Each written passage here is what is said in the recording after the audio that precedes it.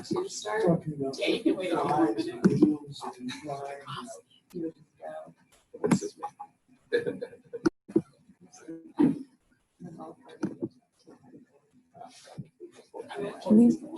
Can you, my speed? I'll do it 10:01. I am.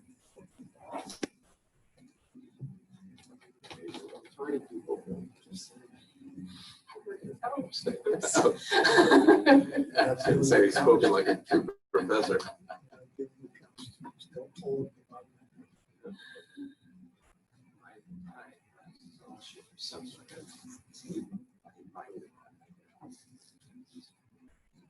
Why?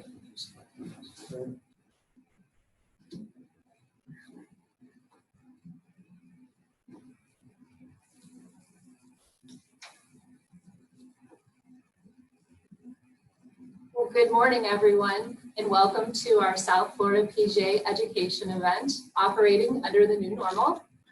My name is Marty Hall, and I serve as the education chair for the South Florida PGA and will be moderating today's panel. We are Zooming this event to you live from the campus of Florida Gulf Coast University. We're in Subden Hall, which is home of both the PGA Golf Management Program and the Resort and Hospitality Management Program. Just a little housekeeping before we get started today. Please keep your video off and your audio on mute. We encourage questions today. You can use the chat feature to type a question and make sure your chat is set to all panelists and attendees.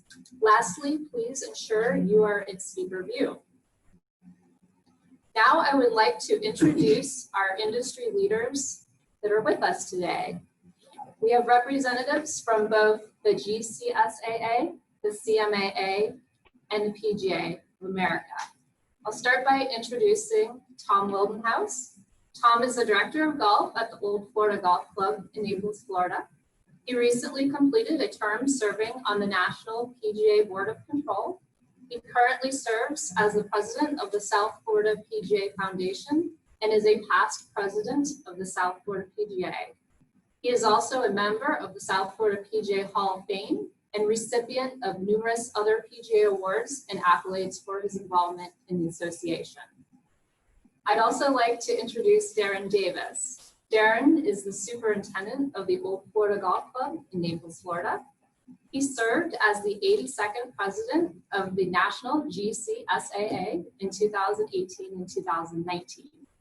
Darren is a past president of the Environmental Institute of Golf and also the recipient of numerous industry awards and accolades, including the 2013 Florida Golf Course Superintendents Association President's Award for Lifetime Service. And finally, I'd like to introduce Tony DeRico. Tony is the Chief Operating Officer of the Quail West Foundation in Naples, Florida. He served as the president of the Club Managers Association of America from 2015 to 2016.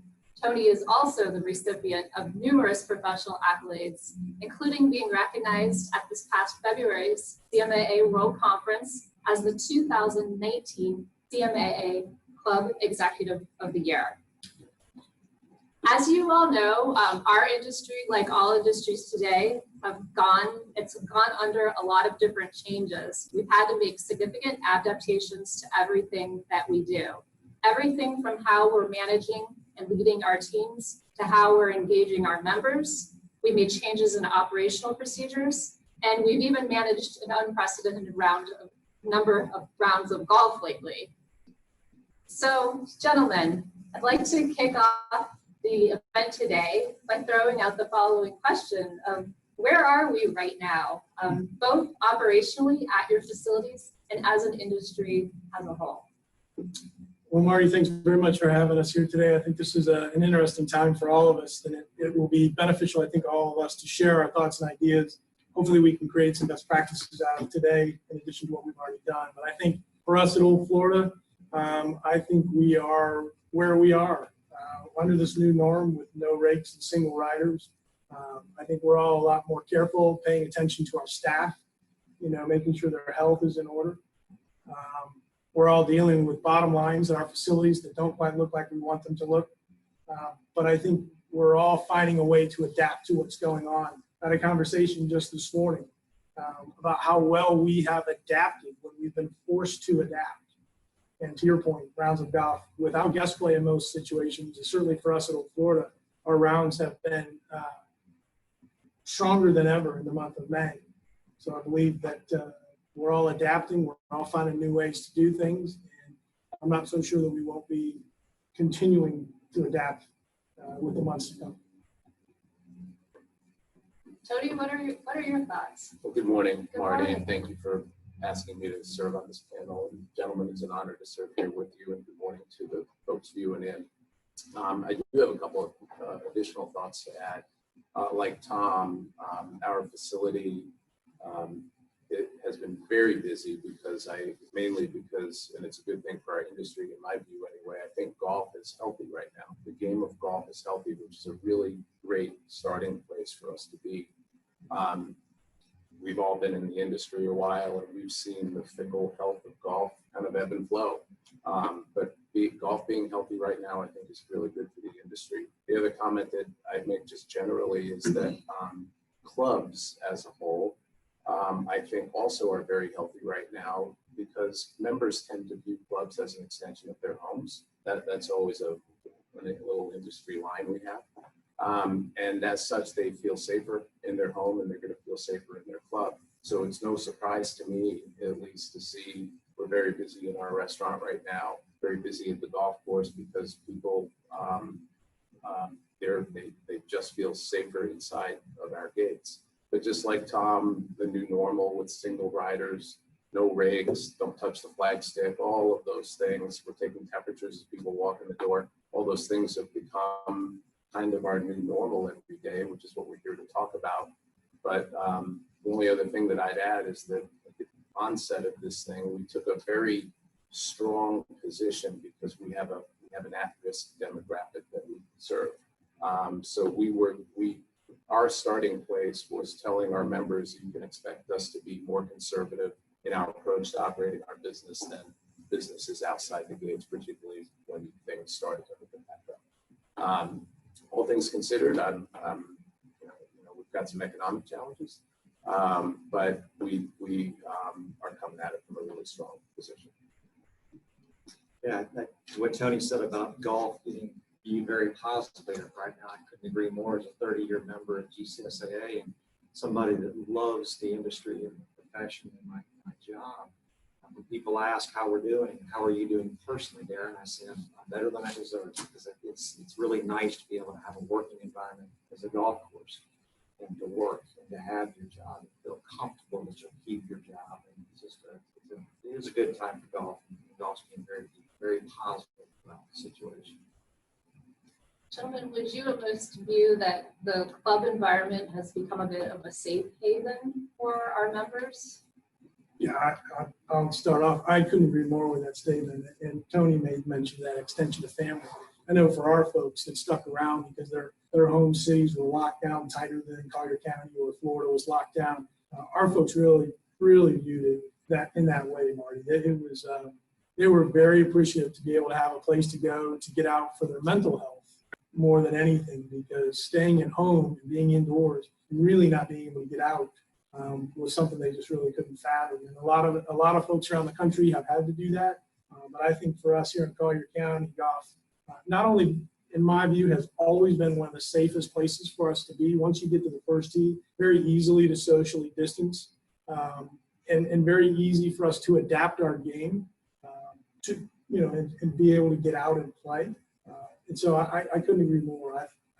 I absolutely think that our places are safe for people, because as long as we as operators adopt the idea, as Tony indicated, that we're an extension of their family and we take care of them and they look after us, I think it's an incredibly safe place for people to be today, is playing golf. I completely agree, and I would go as far as to say that part of our strategy through the entire crisis was to manage our facility in such a way that kept people inside our gates, because we believed that they were safer inside of Quail West than outside of Quail West. So covering every conceivable service that they could need, from grocery to delivery to food delivery, everything that all the clubs were doing was paramount to us, because we felt that the prevalence of the disease would be lower inside our community than outside our community. To date, and I'm knocking wood, I'm not a superstitious guy.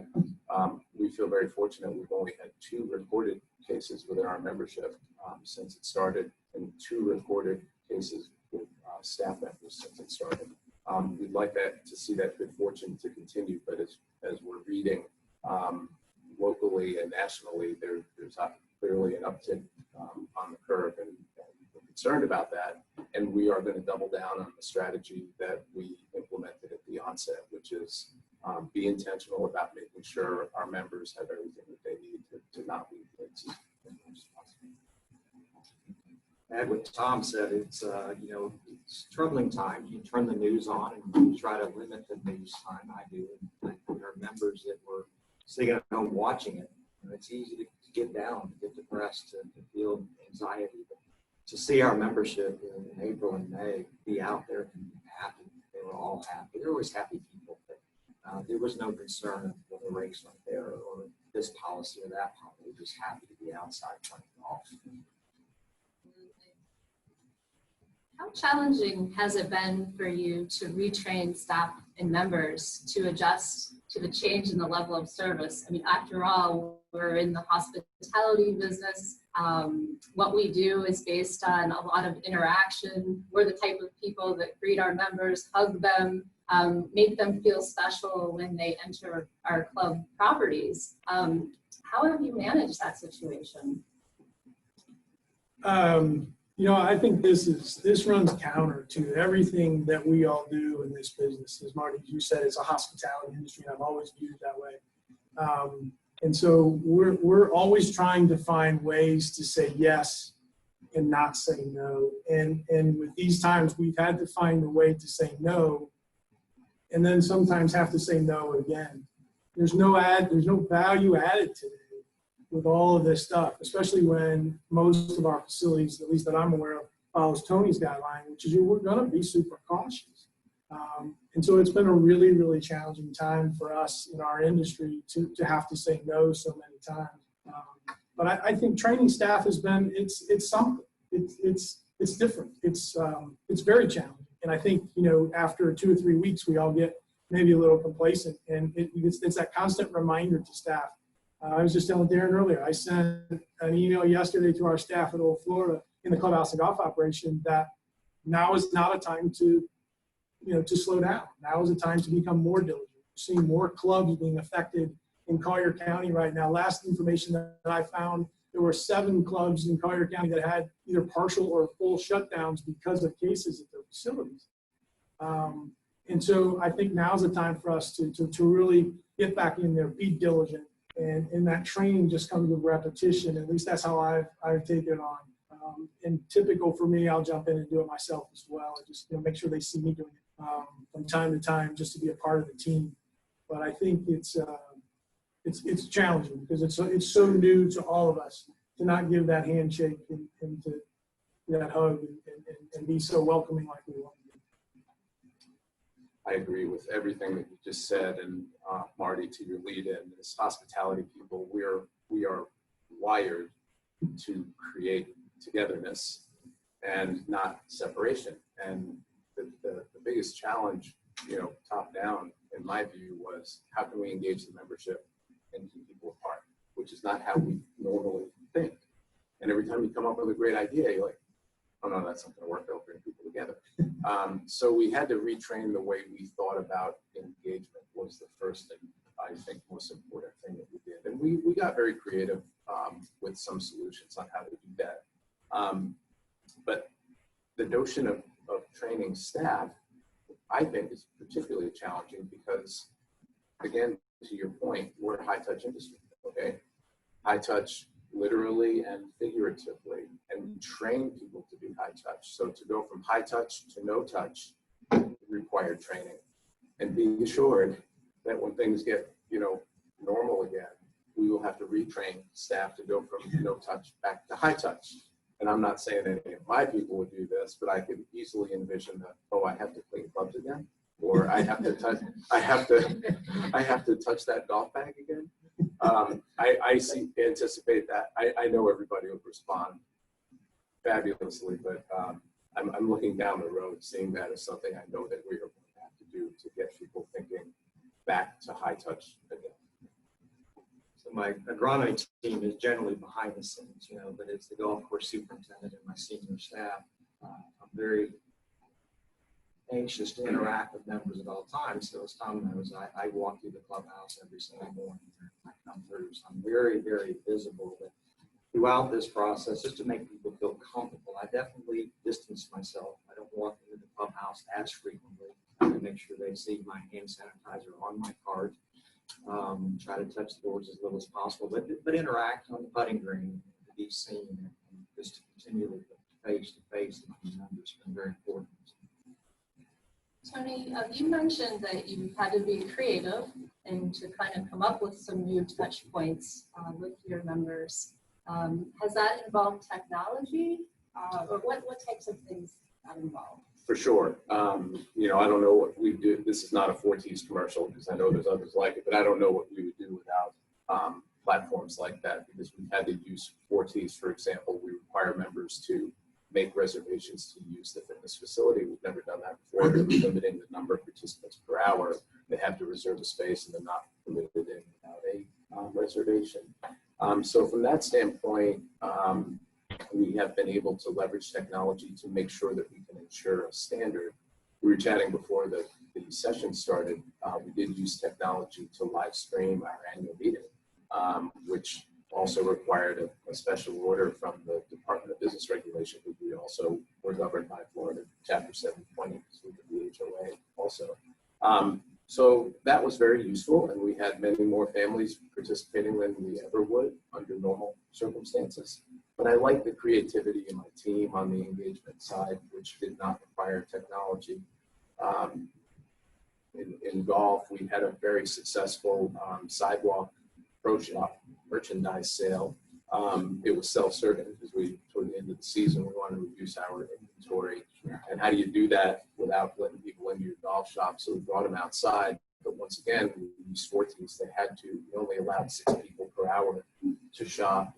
And they had to make a reservation on Forties. It was outdoors. Everybody felt safe. And I give Casey Brozek, our director of golf, a ton of credit.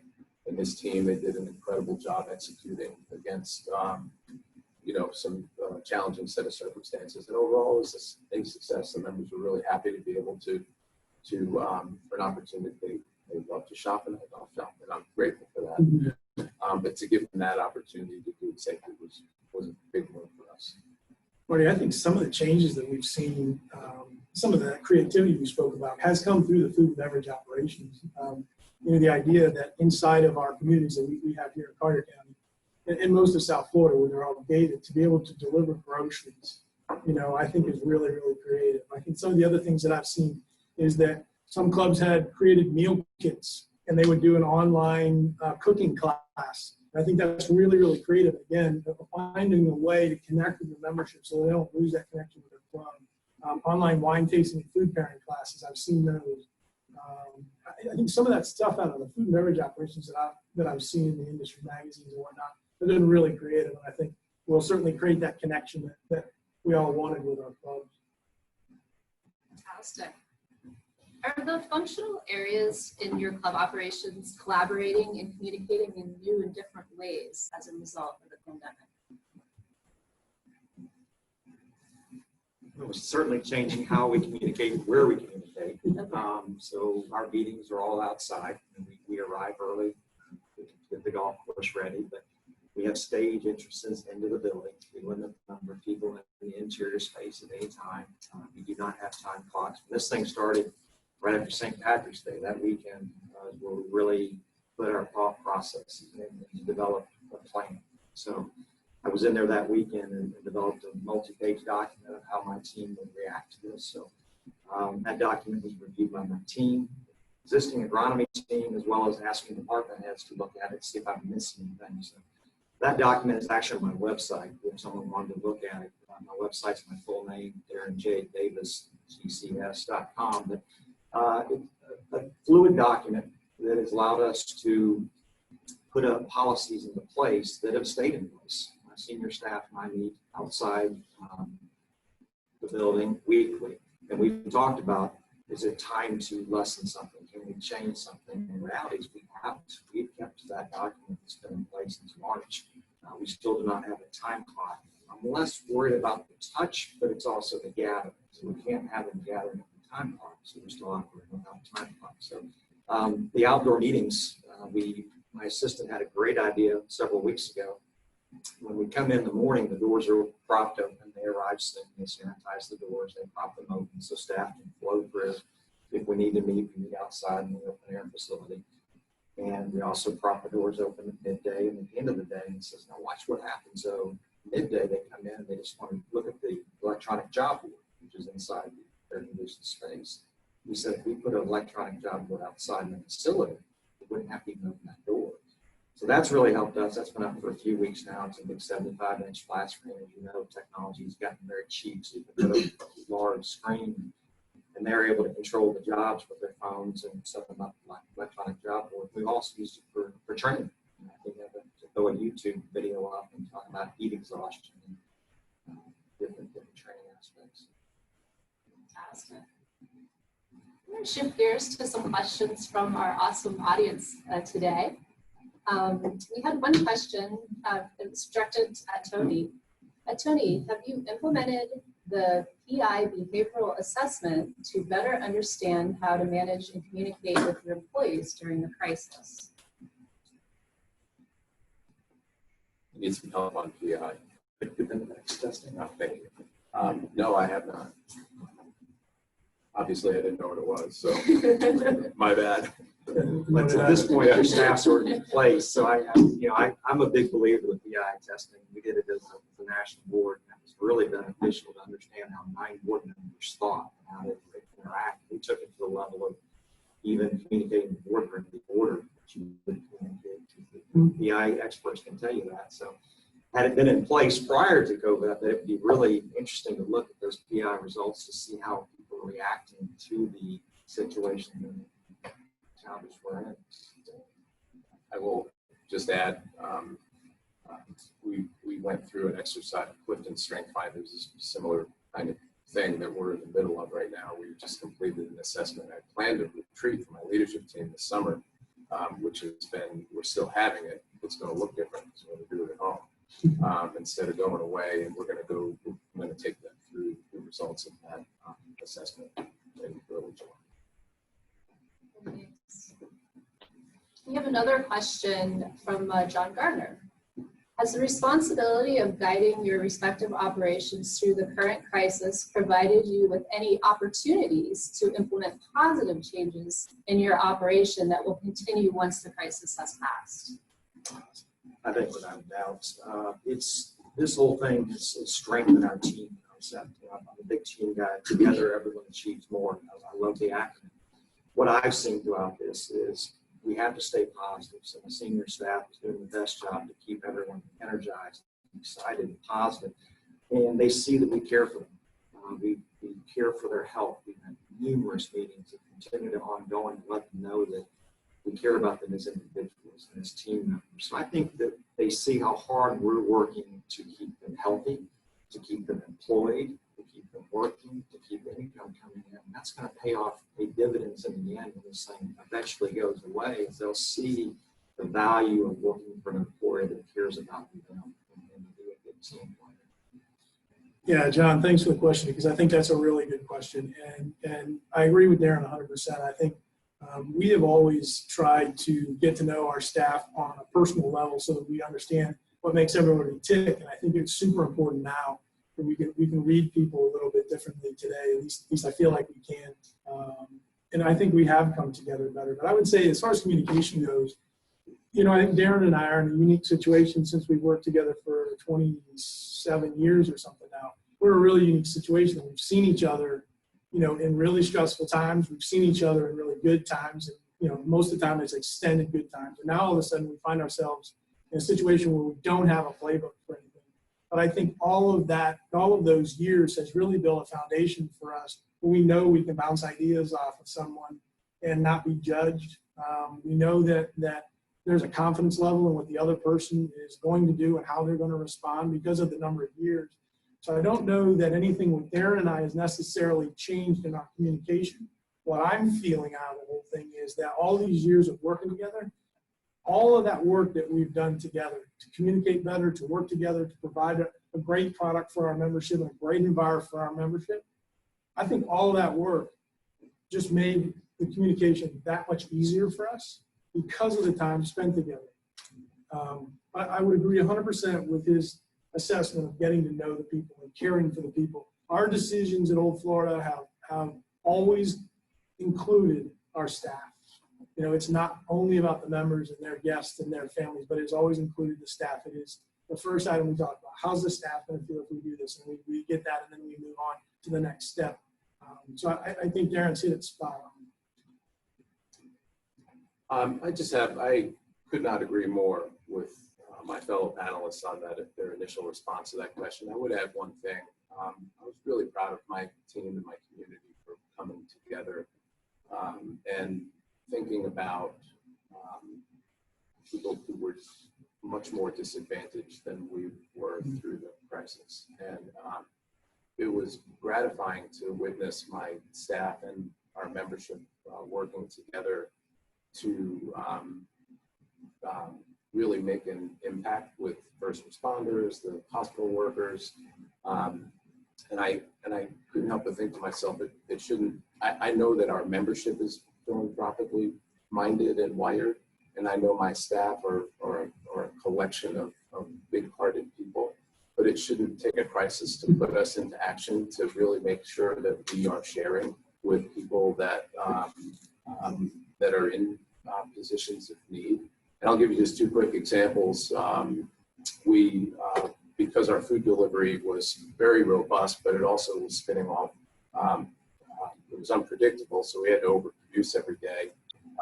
We were sent our last delivery every day of the crisis period until they waved their hand and said, we're good, we have enough. We brought meals up to the Bonita Fire and Rescue team. Very simple thing to do.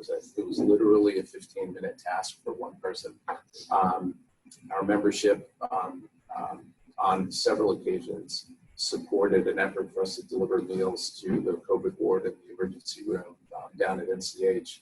Again, the dollars and cents involved in the big scheme of things were insignificant. The point was people really that there was such an impulse to want to help. It was gratifying to see, and I want that to continue post-crisis more than anything. Really good stuff. Another question from our awesome audience today. Laura Pavlov asks, my outside staff is reliant on gratuities. They are not being tipped because they are unable to handle the bags or help people to their cars. Has anyone come up with any creative ideas to help with this issue? They are still cleaning and prepping the carts, etc. I'll start. I mean, I'll tell you, we're a non-cash tipping club, so we didn't experience that with our outside staff. We did experience that with our dining staff. While they're not cash tipped, a large portion of their income does come from the 20% service charge that's added to checks. Busy as we were in carryout, the price point was much different. We were more like a grocery store than we were a restaurant price-wise.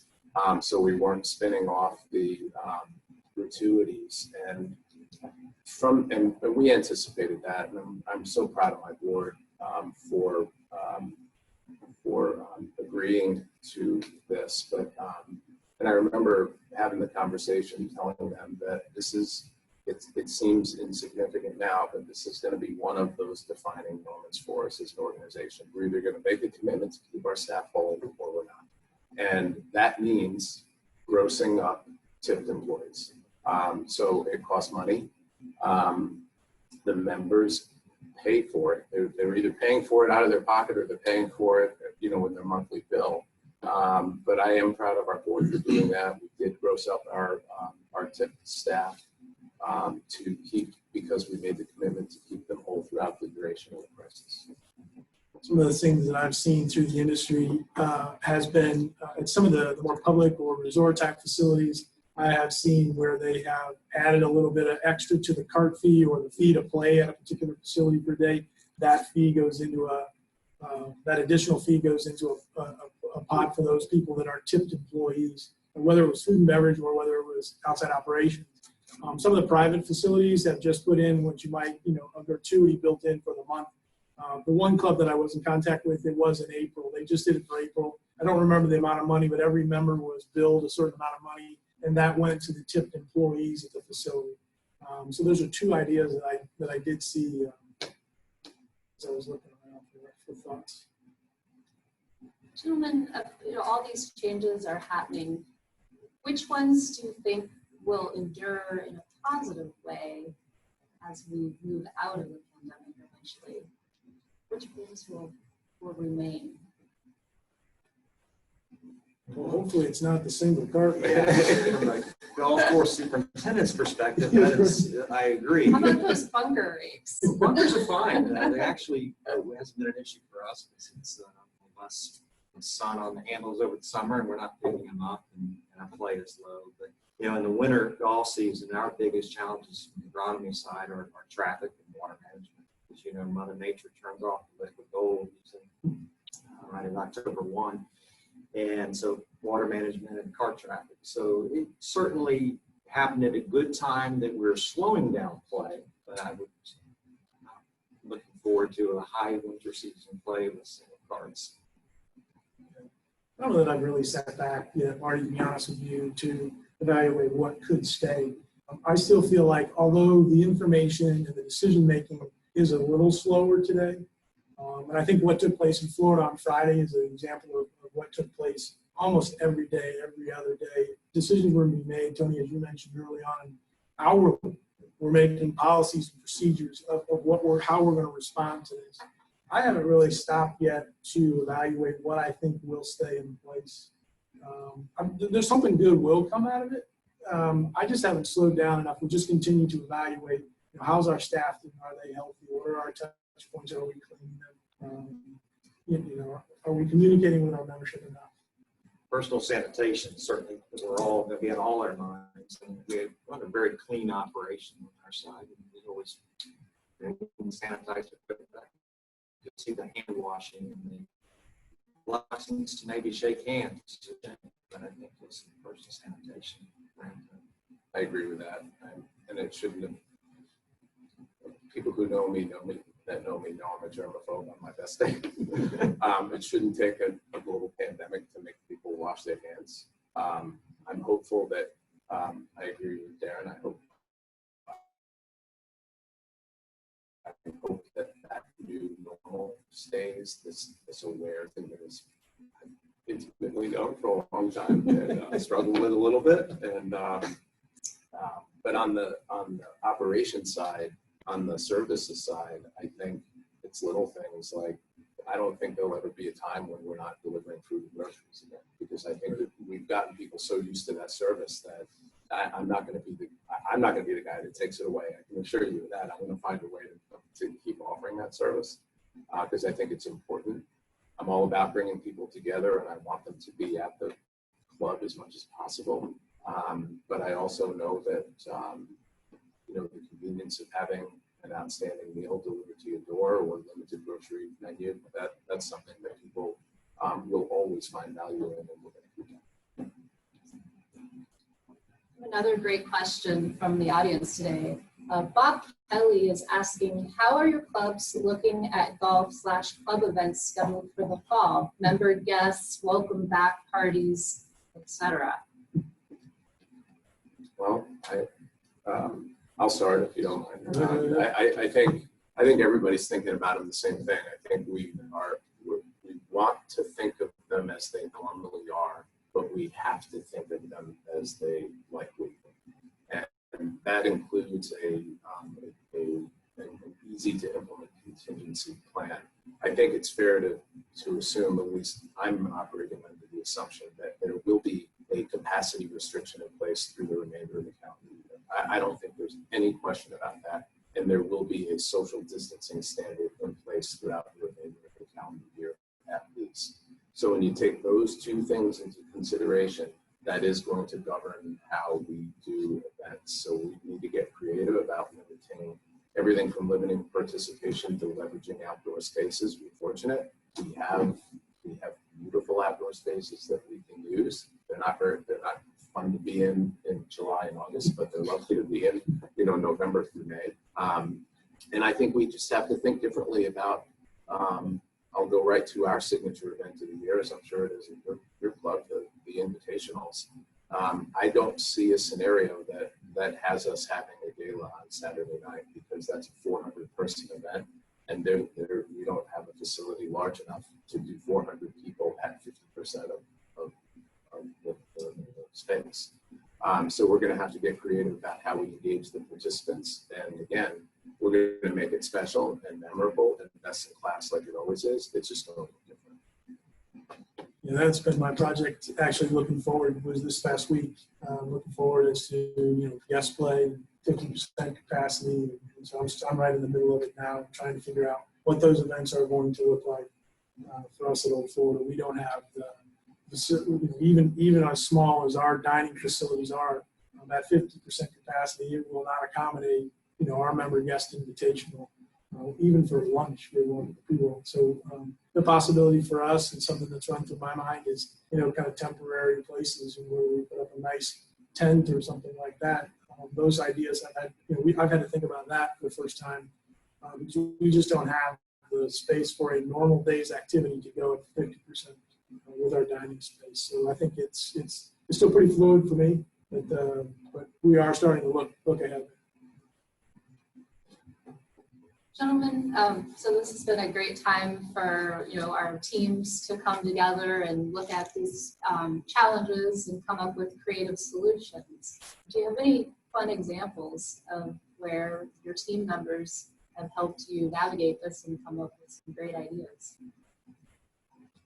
Well, the story I gave earlier about the TV, that was my assistant, Matt Klein, that brought the idea forward. And, I'm blessed to have a staff that really loves their job, and they embrace all the different policies we put in place. And we talk about golf in general and things not changing the calendar year.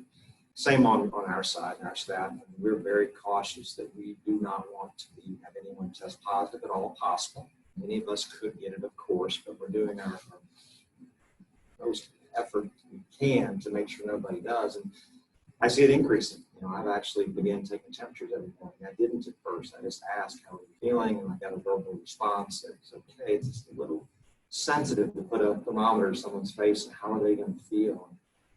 I went 90, as Tom knows, I went 90 days without a haircut. It's unlike me.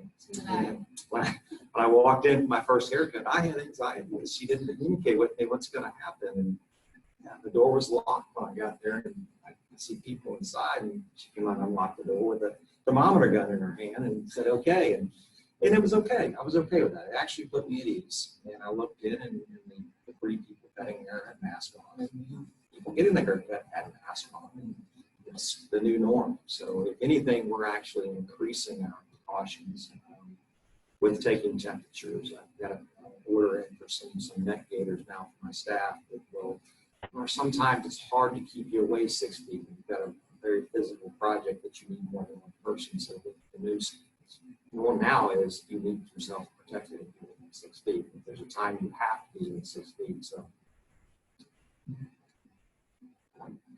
one thing to add that may or may not come up today in the area of, I wouldn't even call it a creative solution. I'd call it more of a thoughtful solution. When we were dealing with the separation of our H-2B workforce, and how we thought about the timing, what that would look like. I tip my cap to our HR director, who's a brilliant young lady, in the plan that she came up with to be intentional about helping place our international workforce in with their northern employers before their northern employment start date. And that took time. It didn't take money. It just took time and somebody caring. But it turned out to be a great strategy because, as we all know, there was an order signed last week that will change the H-2B temporary workforce visa program changed the landscape on that materially for us, not so much for northern clubs, because it'll delay the arrival date for out-of-country H-2B workers to December 31st, no sooner than December 31st. And the reason that's important to us, because there is no such restriction on in-country workers. So meaning, because we thought about a strategy to help, just to help people, that's all it was at the time, was just to help people. Now these folks are in the US working still and will be able to have their H-2B visa renewed, and will have the option of rehiring them in November or October. Had we taken a different approach and sent them packing with an airline ticket back home, they would have been ineligible to get back into the US until 12/31. And we did anticipate, as many employers did in our market, that with unemployment nationally at the level that it is now and likely will be into the fall season, that there would, if nothing, there would be limitations around guest workers. Because and rightfully so, the immigration law has a bias to advantage U.S. workers, as it should. But we, we need those folks in our roles and our dining room, and kitchen, and other places, and housekeeping department, and that's a segment of the workforce that we rely on. So that strategy worked out for us. I would say it was creative. Again, I think it was just thoughtful, but it turned to help us, because we will have an opportunity to re-engage them.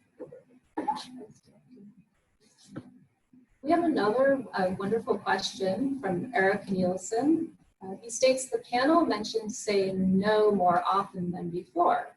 With regard to conflict management, have there been more situations with member versus member or member versus staff conflict? If so, are steps being added, for example, wearing masks being a divisive issue? I think that was the comment that I had made, because I think this runs counterintuitive to who we are as hospitality people. And we've not experienced any issues at all in Old Florida when it comes time to saying no. I think we did a really nice job of communicating to our members what we expected of them before they came to the facility, what they could expect from us from a sanitation standpoint, all the measures that we had taken. So by the time they arrived at the facility, once we did put all these things into place, I would go back to what Darren said. They were just so happy to be there. They were so happy to have a place that they could get out for a little while and play some golf. So we didn't have any real confrontations in any way at Old Florida anyway. But for us, again, I think it ran counterintuitive to us, right? I mean, it's just not part of who we are as golf pros and club managers and superintendents. We're people, and we want to engage. We're hosts. We want to host everybody for the day, and that's where the conflict came in. As far as I'm concerned, is it was more an internal conflict where I'm used to going out to the putting green and shaking hands with everybody and helping a guy with his putting grip, and going to the range and helping somebody in that manner, or helping somebody in the shop find the right shirt or glove or ball. And we were forced to be able to stay away.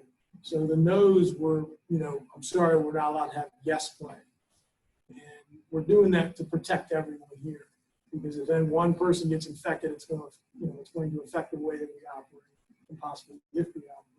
So the conflict that I spoke of was more of an internal conflict for those of us that are really on the front lines. Those of us that are really engaged with the members a lot every day. It was just a challenge for me to not be able to give them that warm welcome and create that great environment that they always have. We had to find different ways of doing it. I think that's very well said, and I agree wholeheartedly with that sentiment. And I would only add, there were cases where no had to be the answer. One of which was, and again, it's counterintuitive for me. My vision for our restaurant at the Cypress Grill, which is our casual place, is I want it to be the members' drop-in venue of choice. Okay, that's where I want them to go when they just want to drop in. So to tell them to go from there to will not be served without a reservation because we have this capacity standard we're thinking about, that one was tough. These are folks that don't get told no very often. Now, if the only thing that comes out of this is that my members now know how to make a reservation, that's not necessarily a bad thing. But I agree that the conflict, you know, it wasn't there in that traditional sense. And let me just comment on that briefly. Being the person I was and am the voice of our governing body. So all of the communications of the community are over my signature. And as you can imagine, all of the measures we took were, it's a club, okay? So they're met with something less than 100% approved. Okay? And you have people on the outer fringes. You have people, as I'm sure you guys do too, who feel the whole pandemic is a hoax. Everything you're doing is absurd. And let us live our mask. Are you kidding me? You're infringing on my rights as an American. And then that's one fringe. And then the other outer fringe, you have people who don't think we're doing enough. That opening the restaurant is akin to giving somebody a death sentence. And quote one email to me, the blood will be on your hands. But these are the outer fringes of my community, and I will tell you, they account for fewer than 5% at either end. My saying is I like to govern to the middle 90, and that's really what it is. It's the middle 90. And we tell people very politely, of course, nothing but love in our hearts. If we're doing too much for you and that makes you uncomfortable, don't come. If we're not doing enough for you and that makes you uncomfortable, don't come. We feel that the measures we've taken are prudent. They're designed to ensure the safety of the members and the staff. And like I said, that middle 90% has embraced the things that we've done to keep everybody safe. And as I've said repeatedly from the beginning of this thing, is if this is as bad as it gets at Quail West, and I mean any given day, we're gonna have a lot to be grateful for in this thing. Gentlemen, with all of these changes in club usage and restrictions on usage, let's talk about the financial impact of where we're at now and maybe where we possibly could be on the upside or where we could possibly end up on the downside for the next season. We were fairly fortunate in that we qualified for the PPP. So that will make a huge impact for us.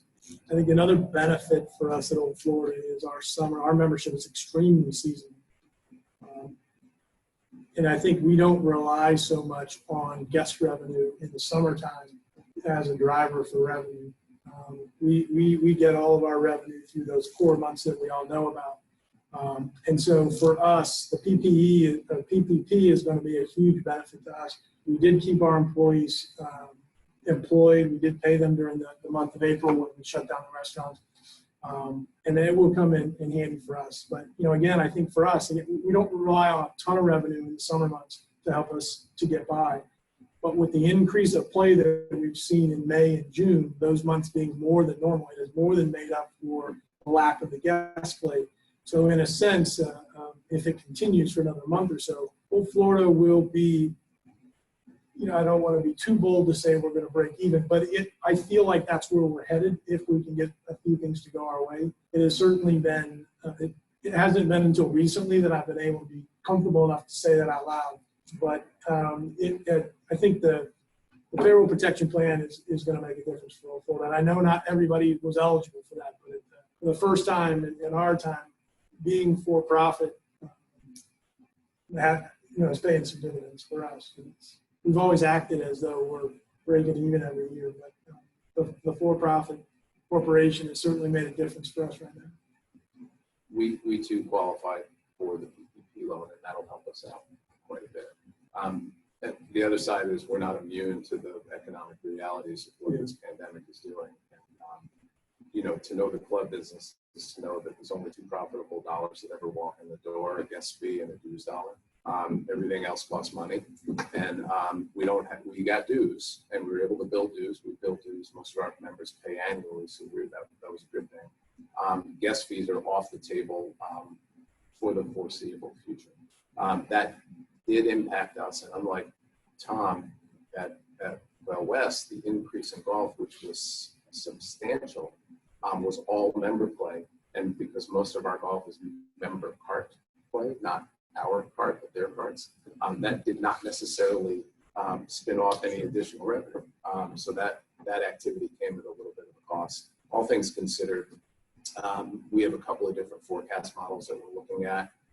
A reasonably optimistic one has us getting very close to where we need it to be, because just like your club, we don't rely on a lot of revenue in the summer. So we're getting into those months that we're normally bare bones anyway.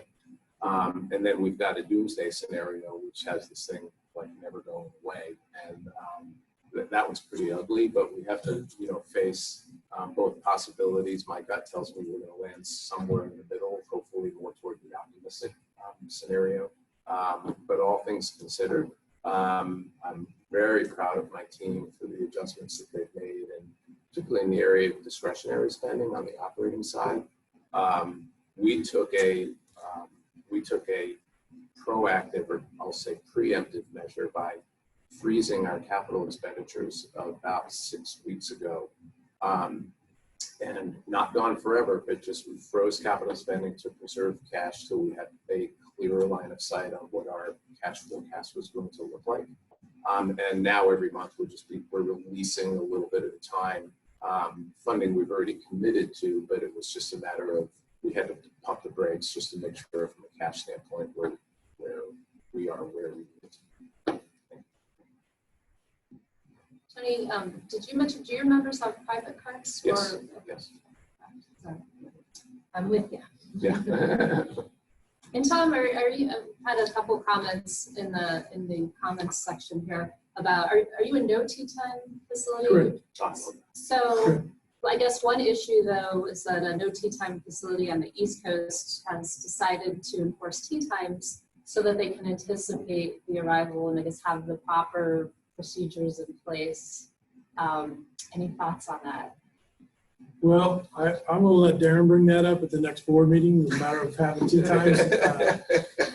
That would be a very big challenge for us. However, I completely get it. It has been one of my thoughts moving forward into October, November, December is how are we going to manage this no tea time thing? Because our putting green, for the first couple of hours a day, it's a pretty active spot. People are just waiting their turn to tee it up. And one of our professional staff is usually out there with them to sort of just facilitate what's going on.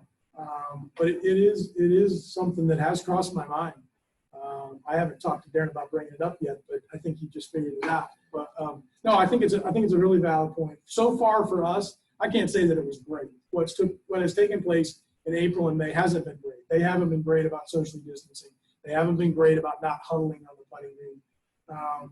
But if we can get them to just go to the tee, it's all good. Instead of stopping at that putting green, if we can get them to go to the tee, and there are others that are great at it. And then there are groups of people that play together most every day that aren't as good at that. And so we have seen situations that we'd like to see that are better. Darren, I know you've had to make a lot of changes to the way that you set up the golf course, from removing rakes to, I'm not sure what you did at Old Florida with the cups, but could you elaborate on some of those and maybe some that you tried and then maybe you shifted course again once you kind of figured it out? Well, as Tom knows, we're a very team-oriented staff. So I involved Tom and the head golf professional on all those decisions and what is best for you, what's best for the members. So we had a lot of conversation about it. We had a few members that wanted us to leave the rakes in. And Tom and I had to have multiple conversations and talk about the pros and the cons. And together we formed the narrative that we feel strongly as a club that we should do this. So we do have all the rakes pulled. They are still pulled. The cups, I went with a PVC insert. I'd seen it on Twitter. It was the first place I saw it. Bill Irving had a 2.5-inch piece of PVC at a certain height. So I cut that particular height and brought them out. Said, what do you think? And I had different heights ready to go. So I let them putt into it and said, I'll make sure the ball rolls in. And Tom and Nolan picked the length that we wanted. So they were involved in that decision. We pulled the sand buckets off the carts. Recently decided to put the sand buckets back on, but we are still single rider carts. And so you only have one sand bucket on the golf on the driver's side. So It wasn't a big deal, but that's helped. And it's just one more thing to sanitize. It's a very small thing. So putting green sticks were pulled immediately. We set the range up with a wider spacing on the range for a little better social distancing. And those things are all in place, and I don't see it changing anytime soon. In the current environment, Tom and I haven't had this direct conversation, but if nothing changes throughout the summer, I don't see the risk of coming back in. Hopefully this thing goes here and have that discussion in September, October. But I think some of the neat things that I saw at Darren's operation that he took a little different approach is there for a good stretch when we were really in the middle of things. In order to make sure his department was healthy, he split the shifts for his two lead assistants. So one would work 1 week, one would work the next, and there was consideration of splitting the crew that way as well. We wouldn't be able to maintain the golf course exactly the same way because we'd be short people. And that was part of our conversation, is that we still want to be able to provide them with the great quality that they've come to expect. But it was a consideration on Darren's part to split his crew in half so there was less people in the facility and less chance of infecting within the building. And I thought that was extremely creative and most likely made a big difference having your guys split their schedules. so the biggest challenge we're facing is just this change. And how do we operate? So we still have to operate a business. We still have to provide a product. We all operate a business. So it was tough not having both assistants there, and they loved their jobs as much as I love my job. So it was tough, 7 days on, 7 days off. And when one left, he sanitized the entire office before the other one came in the morning. And fortunately, they communicate very well, so that the daily emails are sent to me from them, what was happening. And the other assistants always copied in, so everyone's staying in loops through text messages from the three of us, always going on. Darren, just across the board in your industry, what is the prevalence of COVID infections amongst people working in the golf maintenance end of the industry? So as Tony knocked on wood earlier, I will as well. We have not had a case on our property, any of our staff members. Tom mentioned briefly some closures, and yes, I have some friends that have had an employee infected, and that's the kind of conversations Tom and I have is, what do we do? It's one of my agronomy team staff members that have had no impact with the members and all the touch points have been pulled, so they're not going to do it. Do we shut the club down? What's the time frame? So we have those conversations continually because it's an evolving situation. But I do have friends that have had a case and handled it very well. One of my peers is a family member of the medical industry, so from day one, he was spot on. I've looked at their plans that they have in place. And when the individual was infected, it was 14 days. Everyone gone, everyone get tested. And they did have 4 people test positive on the crew with being asymptomatic. So we know that it's a possibility, but fortunately it has been very few, and I've loved watching the other clubs, as Tom mentioned, communicating with the clubs, whether it was on the phone directly, which I do that with a number of my friends, or just watching the Twitterverse, universe, or social media and seeing what's going on, and even the PGA Tour coverage, watching behind the scenes of the agronomy team, the gators, the neck gators on their face and being protected. We all want to work. We all feel blessed that we're in an industry that can work. So we're going to be very careful to keep our point. Tony, I know you have an outstanding human resource manager director at Quail West, and you've already referenced how brilliant she was with the seasonal employees. I'm assuming that the communication between the two of you, she's probably your number one point person these days for a lot of things. Just talk to us a little bit about.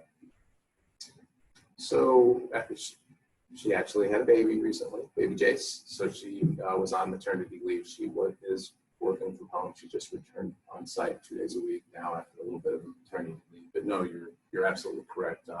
With everything that we were dealing with between the modified PTO that was available courtesy of the federal government. These were not easy things. There were several other but not easy things to navigate through. I give her and my whole staff a lot of credit for just taking time to make sure that we were explaining with clarity what was available. We've got a Spanish-speaking Hispanic workforce, and we had to make sure that we're constantly putting things out in 2 different languages. to make sure people understand. You know, I'll just say, just as a general, you know, topic. Now I've been through. I moved to Southwest Florida in 2016, so I was here for Irma. You guys are here for Irma. And now this. I think we all have unwanted master's degrees in crisis management. But the way I think about our jobs as leaders, and we all have the same job as leaders. We have different areas of focus, but we all have the same job. And you know, the leader's role is generally falls into one of three buckets. You're either gathering intelligence, you're making decisions, or you're communicating. And I defy you to point to one task throughout your day where you're not doing one of those three things. And I would tell you, and I'm sure my colleagues agree, that you can't over communicate in a period of crisis. Our role, those three aspects of our jobs are typified in a time of crisis because they're equally important. But communicating is something that you cannot do enough of. And I'll share a statistic with you and all of you, which I found fascinating. Part of it was driven by the fact that people had nothing else to do, so they paid a lot more attention to the things that we were pushing out. But you know, our read rates, and we track open and read rates with everything that we push out into our community. Our read rates are generally pretty good. I'd say our open and read rates are in the 60% range on most material, which is really strong. During the crisis period, we were over 90% on our read rates. So it tells me it solidified the point that there was on the receiving end of communication, there was a need for information that needed to be filled continually. We were putting emails out. There was a stretch there when everything was changing by the hour. We were putting an update out every day. And it was a long period of time we were putting an update out every day. And our ability to communicate with all of our constituencies, our staff, our membership, our volunteer leaders in the community, was critically important. And it goes way beyond the connectivity I have with the HR department, which to your lead in on the question is critically important under the circumstances with all the rules changing. I think, Marty, many times, I don't know how you all process this, but many times I felt like they were coming to us to decipher all these executive orders and what can I do and what can't I do. Having never read an executive order before this all came down, I know right where to go to find them now. And while I don't like the legalese that you have to get through to get to the meat of it, there is some deciphering. And I will say that the Florida Restaurant Lodging Association, by my assessment, has done a really, really nice job on that side of it. I think they've done a fantastic job. Likewise, I think the collaboration between USGA and the PGA, Golf Course Superintendents Association, in putting this Back to Golf program back out there, having worked right with the CDC to get that in place, I think those organizations working together to be the leader in our industry has really proved to be beneficial for everybody in golf, because here's a clear path that's been approved by the people at the CDC of how we can do golf and how we can do golf healthy. And so I think the collaboration between all of the different associations at this time has never been more important. And again, I go back to Darren and I's situation where we spent so much time together. I think those strong relationships that we've had as an industry have really shown beneficial today, and that we can work together to find a way to keep our industry moving forward. But, you know, I think we're in unprecedented times, as we've all been saying, but there has been some really impressive work that's been done together by the allied associations. I think it's paying off. We're seeing attrition rates staying. With dues renewals, so the members are seeing the value in the membership and the CMA, the PGA, which is SA, and that collaboration. It's been positive signal.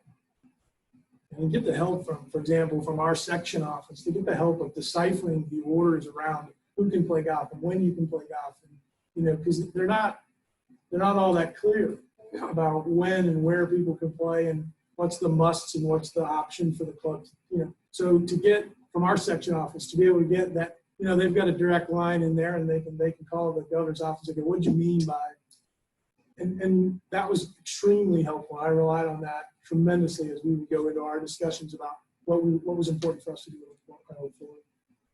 I just have to add to that because I could not agree more with that assessment. But my hope is that, notwithstanding of the varying opinions about how the executive office of the state handled everything, and this is not a commentary about that.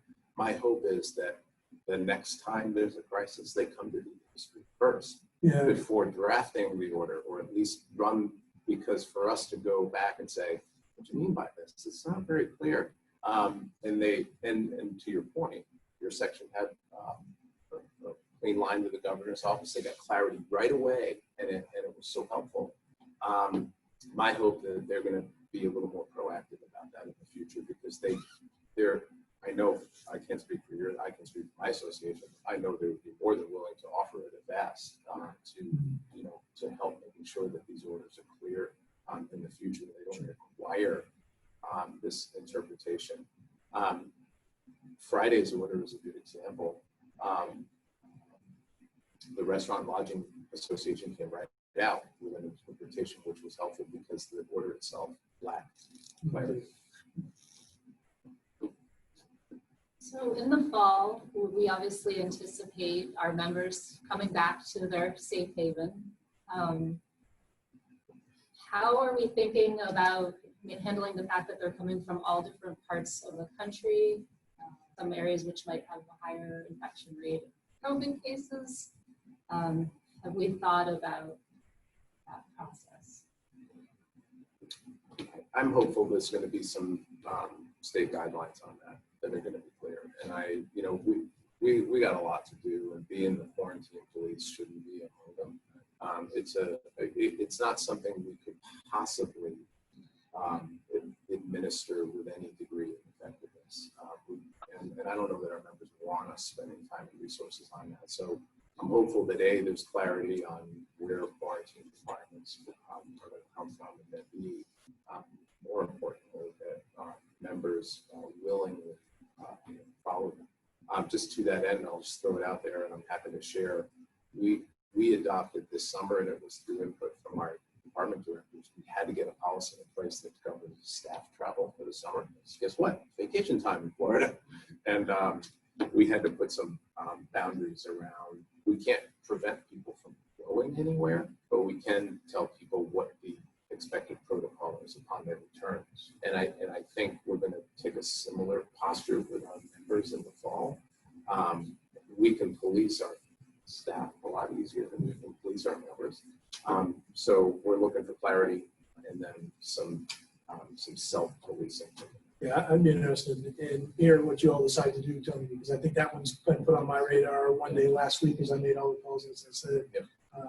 And it hadn't been something that had, I hadn't thought about prior, but I think that'd be a good one to understand better. But I think we'll approach it similarly. We'll have to have those thoughts and those conversations about quarantine. And we're going to have to rely on our members. I don't know that there's any real way to know. I mean, we've had that situation in April and May as people were going. They went home, found out how restrictive it was at home, and they'd be back 7 days later. And we know they're coming out of a relatively hot spot, and all our staff will just take 4 steps back. And it's like, well, what are they doing here? What can we do about it? Well, you said member play only, and they're still a member, and the state still has us, quarantine yourself for 2 weeks. So what do we do? So again, it's one of those no's that may have to come out later on. Is that you have to check in with us when you get to Naples, and check in with us after 14 days. And that's hard. That's really hard. One thing I've learned about our members is that they are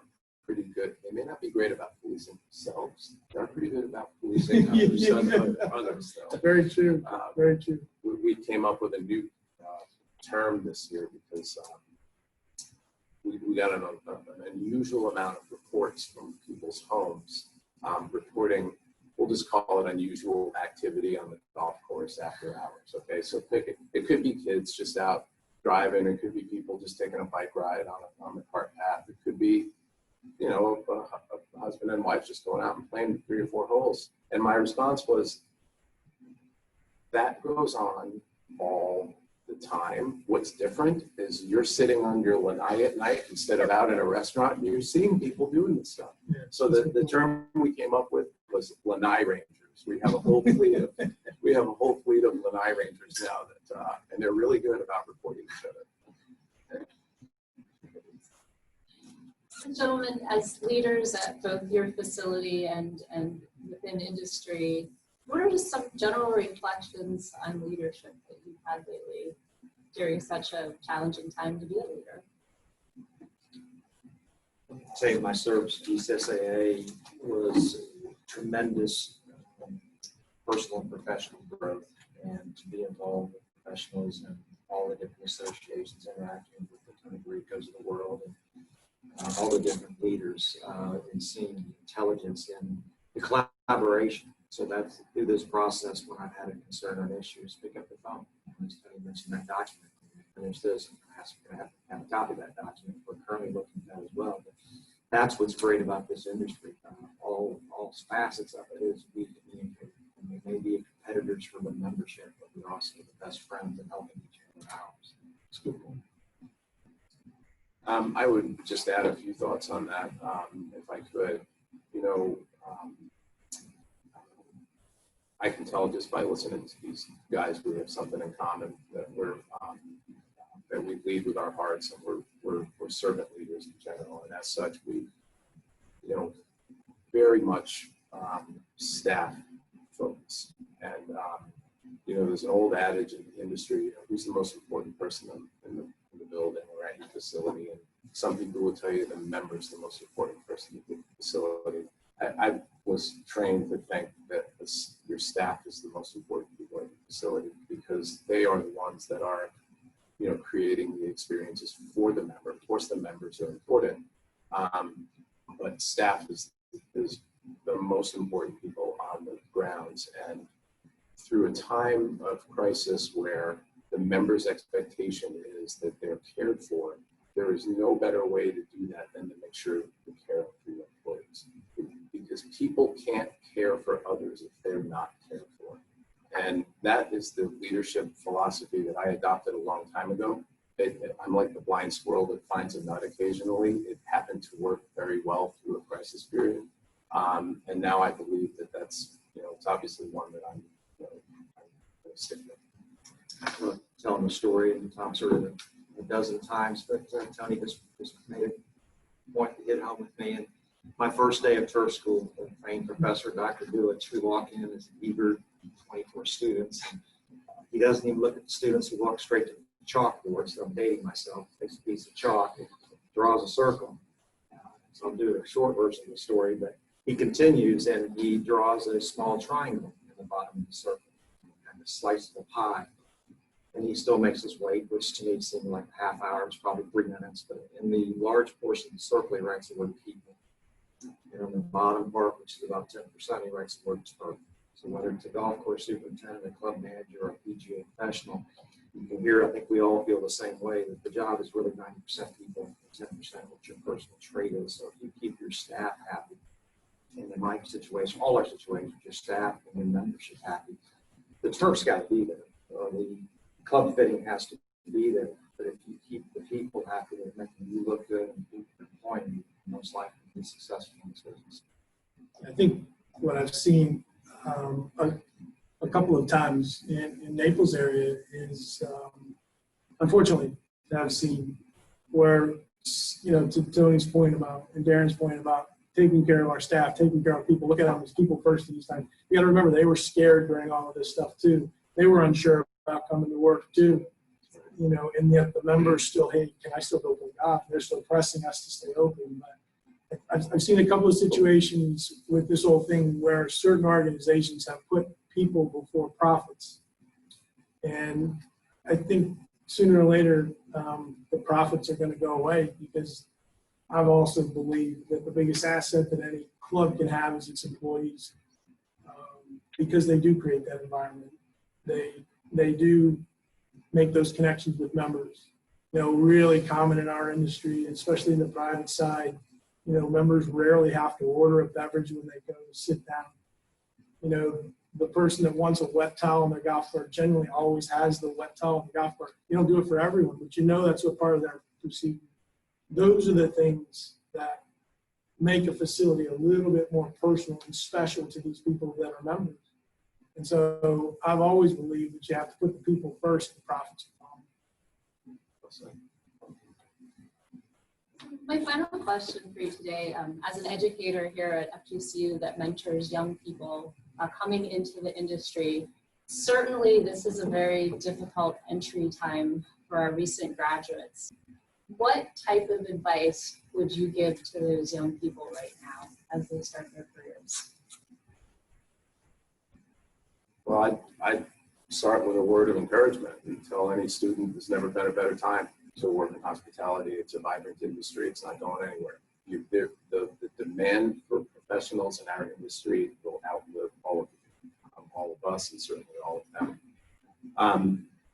So consequently, my advice to young people is the same, good times and bad. And I would tell, and I do work with a lot of students, as you know, and we have a vibrant internship program at Bo West that we're very proud of. I spend a lot of time with the kids.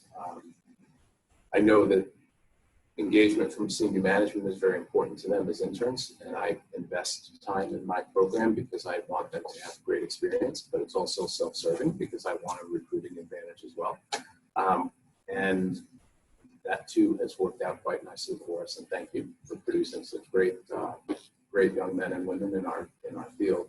But the advice I would have for any of them is when you're first starting a professional career, where you work and for whom you work is infinitely more important than what you're doing. Those jobs are going to come, the ones that you think are the dream job that you have. But be disciplined, even if it means taking less money. Work for an organization of quality, for a person of integrity, and it is critically important that you do that early in your career.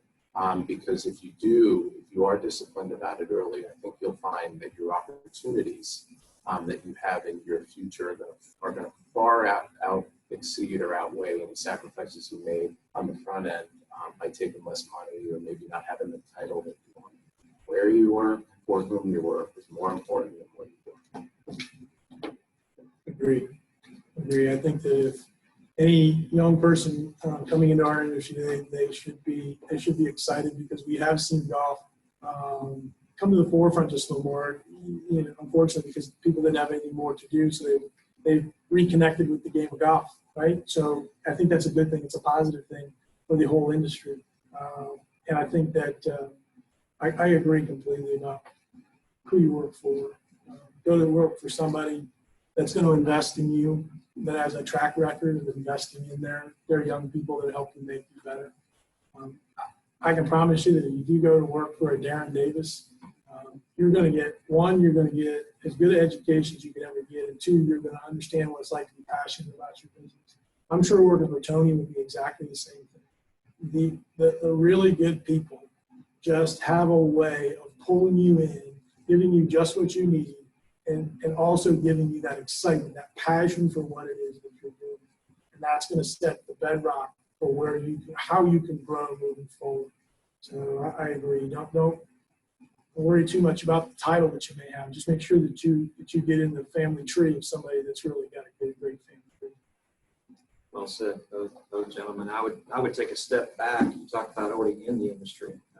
I've had the privilege to come speak to your class, and I've had the privilege to speak around the country on the subject. And I have an hour keynote presentation I can give, but there has never been a better time to come into this industry. So if you're watching this and wondering if it's a good time, it absolutely is. Just from the golf course superintendent perspective, and the numbers I can show, the longevity, the tenure of clubs for superintendents continues to escalate. And that's a good thing if you're a golf course superintendent. But if you're an assistant who's coming out of school, paying off loans and wanting to be a higher level, it's challenging. So we saw a time where assistants were splitting off and doing other things because they just didn't see the light in the tunnel.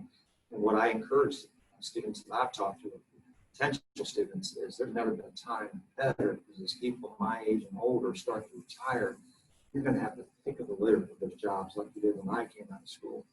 in the late 80s. And so I'm hoping we get back to that day. I don't know if they'll be quite back to the day of the late 80s and early 90s, but as far as finding jobs, we will get there. Because golf is vibrant. Golf is strong. There's never been a better time to get into this wonderful industry and embrace the challenges that are there, because there are. And the only thing I would add to these gentlemen is the mentors. They mentioned going who you work for and where you work. Now, develop that mentor network, and not necessarily just at your club. Tom mentioned the tree. If you come work for me, I first going to do is assist you find other people that can help you, because we all have strengths. I love to say that I'm the best at nothing in this industry, but I'm pretty good at a lot of different things.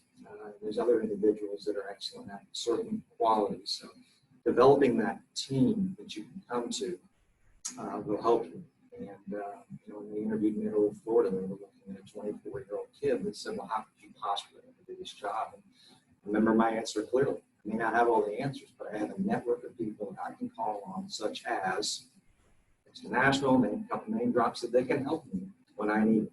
I was fortunate they hired me. So developing that mentorship and communicating, networking, and not just on the Twitter and on the phone. That's certainly a great way to communicate. I embrace social media immensely. All forums, blogs, everything used correctly, I embrace it. But the face-to-face, and we were talking before this meeting about national conferences, and I sure hope we're able to do it. I know we will someday, but it's so important to get to meetings. These are fitting a void what we're doing right now. That I look forward to that day that I can go out and be around with the 25 in a classroom, learning, taking time to break, introduce yourself to somebody, and developing that network. Yeah, I know the PGA of America last I heard was in a similar position. It's where, in the next 10 years, this big cycle is really starting to turn, where we have long-time career golf professionals that are reaching that retirement age. And we've already seen some of it, at least in my narrow circle of people. I have seen some of the mentors that I had that are starting to retire over the course of the last couple of years. Those jobs will then move people around, and other people will take those jobs. And it just creates a great feeder system for all those people that are coming into the industry. And I, like Darren, I encourage our people. I'll try to put them in touch with someone that I think, they need to talk to. They need to go meet this person. You need to go meet this person, because I just don't believe that if you stay in your own golf shop, if you stay at your own club, that you're going to get as well rounded as you could be. That if you went out and you met a Tony, or you met some of the other great people, John Gardner is the one. He says the question, when we go out and talk with John Gardner, the amount of topics that John Gardner could talk to you about would help you round out an entire career. And there's a great person for somebody young into our business to be able to create a relationship with a person like that will benefit them for a long, long time, and certainly help further their career. I had one thing, because I think that you guys made excellent points.